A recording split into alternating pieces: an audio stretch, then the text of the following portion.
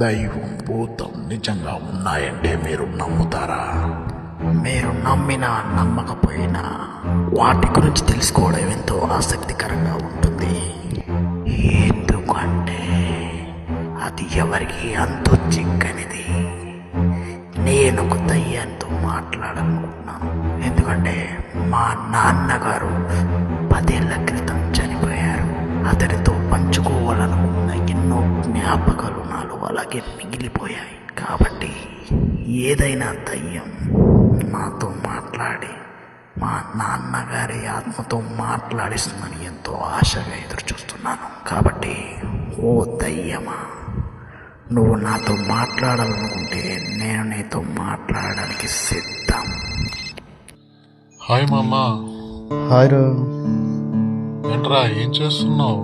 బాగున్నావా? నథింగ్ రా, బుక్ రాస్తున్నా. ఏంటి దయ్యాల స్టోరీస్ రాస్తున్నావా? అవును, రూమ్ మారామంటే ఎలా ఉంది? పర్లేదురా, బాగానే ఉంది.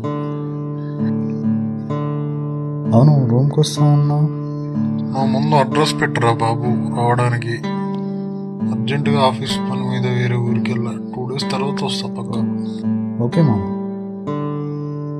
ఇంకేంట్రా విషయాలు? ఇంకేంటి జాగ్రత్తనా? ఆ దయ్యాల స్టోరీస్ రాసి రాసి భయపడిమో మాకు. ఏమంటావు? భయమా నాకా? ఇప్పుడు చూసావారా చెప్తున్నా సొల్లు. నీకు భయం ఉండదు లేరా? నువ్వు పెద్ద మంత్రగాడివైన ఫీలింగ్ నీకు. రే ఆపరా. ఓకే రా, జాగ్రత్త. కొత్తగా రూమ్ మారావు, అందులో ఈ మోహిని అయినా ఉండొచ్చు. కొంచెం జాగ్రత్తగా ఉండమమ్మా. ఏ మోహిని, నేనేం చేయలేదు. Okay bye.